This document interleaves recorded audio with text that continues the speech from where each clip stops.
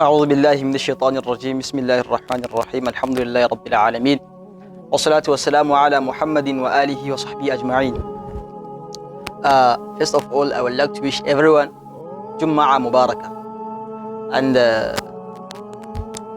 I just come across something that attracted my attention, and I would like to share it with my Muslim brothers and sisters, and that is a part from the Risale Nur collection.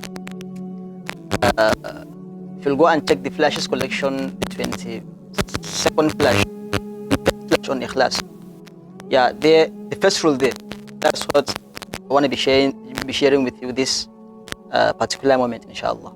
So now, what does the first rule says? The first rule of Ikhlas.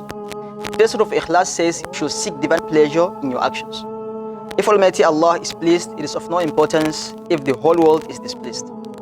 If He accepts an action and everyone else rejects it, their rejection has no effect.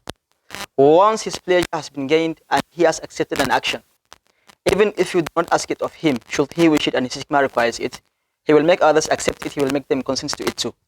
For this reason, to seek divine pleasure should be the sole aim in this service. So, now what is the importance of this phrase, of this rule? The first rule of Ikhlas in our day-to-day life. We all know that to apply this principle in our life, it will be very important for us. So let's take this, your first rule, phrase by phrase, and see what it contains. And wallahi, if you will apply this rule in your life, there is no one that will be happier in you in life. So your first rule says, you should seek divine pleasure in your actions. What does that mean? In any action, in whatever you want to do, you should seek Allah's pleasure in it. You should do it to attract Allah subhanahu wa ta'ala's pleasure. Don't do it to attract people's pleasure. Don't do it to attract your boss' pleasure, your father's pleasure, your teacher's pleasure. Don't try to gain their appreciation or admiration. No. You should seek Allah subhanahu wa ta'ala's pleasure in every action that you are willing to do. That is it. It continues by saying, if Almighty Allah is pleased, it is of no importance even if the whole world is displeased. That is, if Allah is pleased with that action, if what you did has pleased Allah subhanahu wa ta'ala, you should not bother yourself whether the whole world itself goes against that thing. So if we will look at this, most times we will see that mostly, let me say the Muslims, want to do something. It's something pleasing to Allah, but we are thinking, we're thinking of how other people will look at us after we did that. Sometimes we are ashamed to show the signs that we are Muslims in some places. And sometimes, although this is an action pleasing to Allah subhanahu wa ta'ala, we try to please human beings by not doing that. Do not forget that human being can benefit you with nothing. Human being cannot harm you. Human being cannot benefit you except with what Allah subhanahu wa ta'ala willed and prescribed that's going to happen to you, or that thing is going to benefit you. That is it.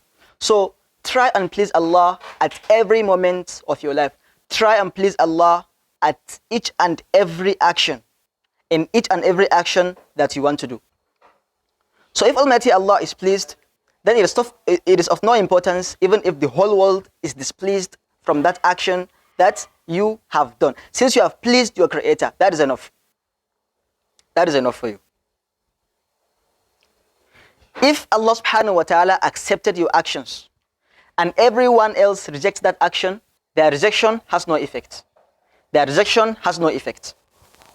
Because once the pleasure of Allah subhanahu wa ta'ala has been gained, once you have gained His pleasure and He accepted an action, then even if you do not ask it of Him, should He wish it and His hikmah requires it, He will make others accept that action. He will make them consent to it too.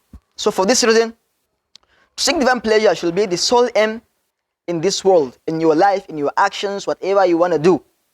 Whatever you are going to do, try and please Allah subhanahu wa ta'ala. Always let's be bearing at the back of our mind this hadith of the Prophet sallallahu alaihi wasallam, where he says, وَاعْلَمْ أَنَّ الْأُمَّةَ لَوْ اجْتَمَعَتْ عَلَىٰ أَنْ يَنْفَعُوكَ بِشَيْءٍ لن ينفعوك إلا بشيء قد كتبه الله لك. ولو أن الأمة لو اجتمعت على أن يضروك بشيء لن يضروك إلا بشيء قد كتبه الله عليك رفعت الأقلام وجفت الصحف. Meaning, know that if the whole world, if the whole ummah, if the whole nations were to gather together to benefit you with anything, they can't benefit you with anything except with that which Allah subhanahu wa ta'ala has prescribed for you. And if the whole nations were to gather together in order to harm you, they can't harm you with a thing except with that which Allah subhanahu wa ta'ala has written that it's going to harm you.